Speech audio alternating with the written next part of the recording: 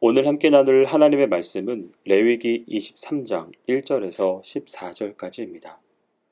레위기 23장에서 25장까지는 이스라엘 백성들이 지킬 거룩한 안식일, 안식년, 희년, 그리고 거룩한 절기들에 대한 규례를 담고 있습니다.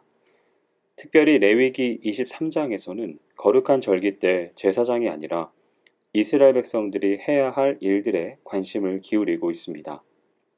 농경 문화의 기초에 있는 이스라엘의 절기는 우기가 시작되어 이른비가 내리는 7월과 봄철 늦은 비로 우기가 끝나는 1월에 절기가 집중되어 있습니다. 7월이 지나면 곧바로 곡물에 씨를 뿌리고 1월이 지나면 곧바로 곡식 추수가 시작됩니다. 이스라엘의 절기는 하나님께서 제정하신 하나님의 절기였으며 이스라엘 백성들은 이 절기들을 지키면서 하나님의 구원 역사를 기억하고 찬양하며 축제의 자리에 있게 됩니다. 가장 먼저 소개되는 것은 안식일입니다.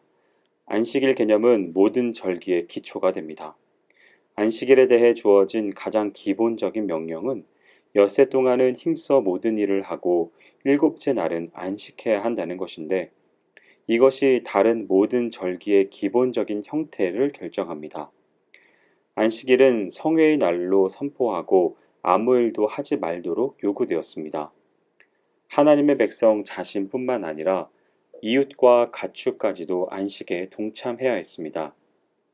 이 안식일은 가장 기본적인 원리로 작동하는데 새해로부터 7안식일을 지키고 나면 77절이 옵니다. 가장 중요한 달은 일곱째 달로 그 달의 나팔절, 대속죄일, 그리고 초막절이 집중되어 있습니다. 6해를 지나면 일곱째 해에 안식년을 지켜야 했고 안식년을 7번 지나면 그 이듬해 해 희년이 선포됩니다.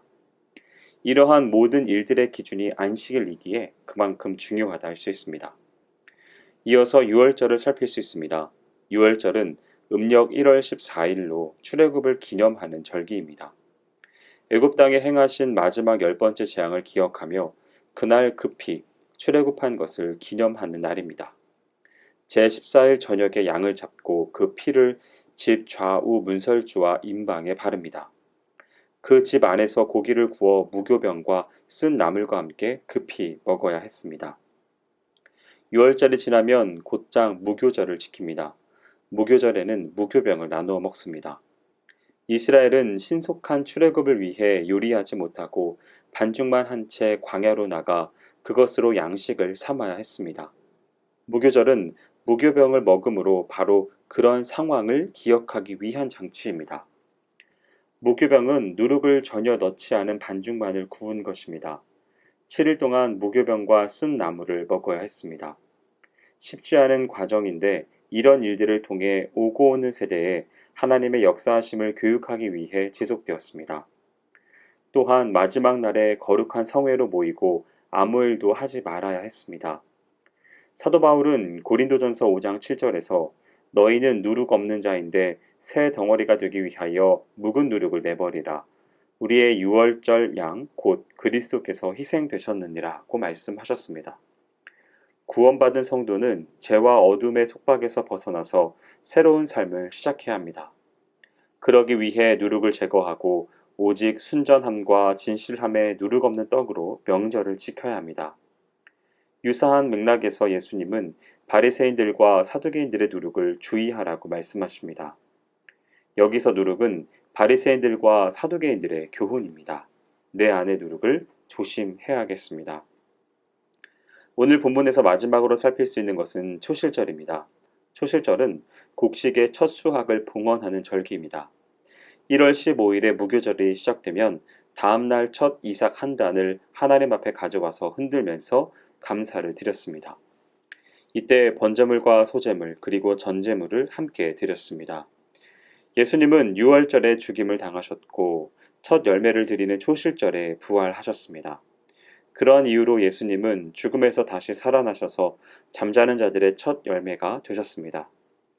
예수께서 첫 열매가 되셨다는 말은 예수 그리스도께 속한 자들의 부활을 보증한다는 것입니다.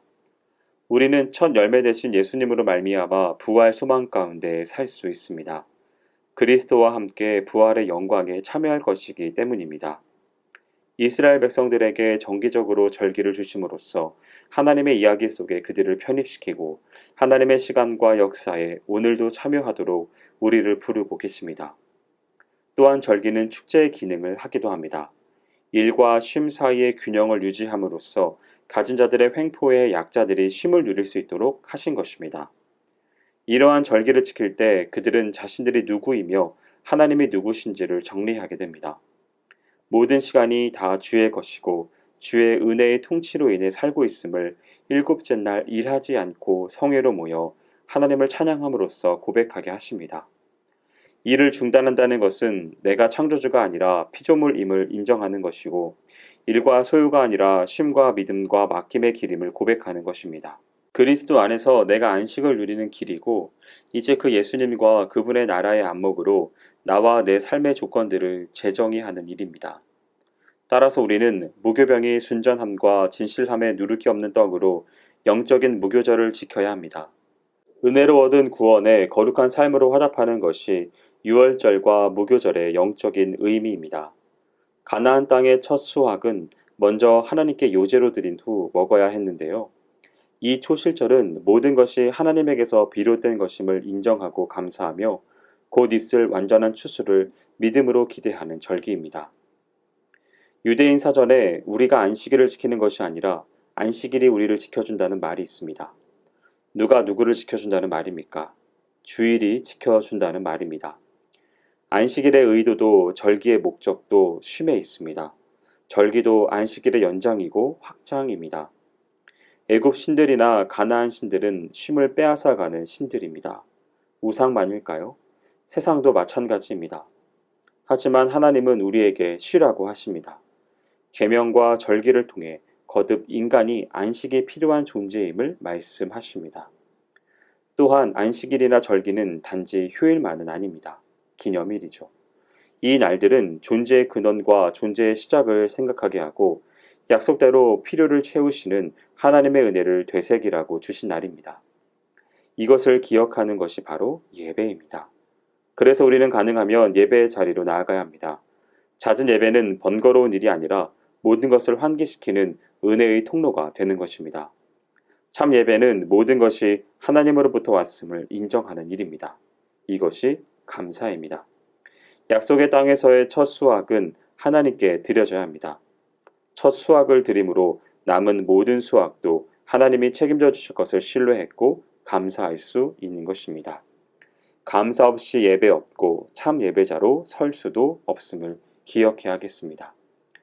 바라기는 오늘 말씀을 대하는 모든 성도분들은 이 절기가 가진 의미를 바로 깨달아 하나님이 기뻐하시는 귀한 예배자의 삶을 사시기를 주님의 이름으로 축원드립니다. 기도하겠습니다.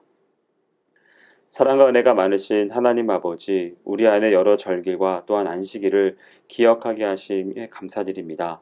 하나님, 무엇보다 안식하게 하여 주시고 그 의미를 깨닫게 하여 주시며 하나님께서 주셨던 여러 절기들에 대한 깊은 의미를 깨닫게 하시사 하나님께서 원하시는 귀한 예배자의 삶의 모습으로 나아갈 수 있도록 인도하여 주시옵소서.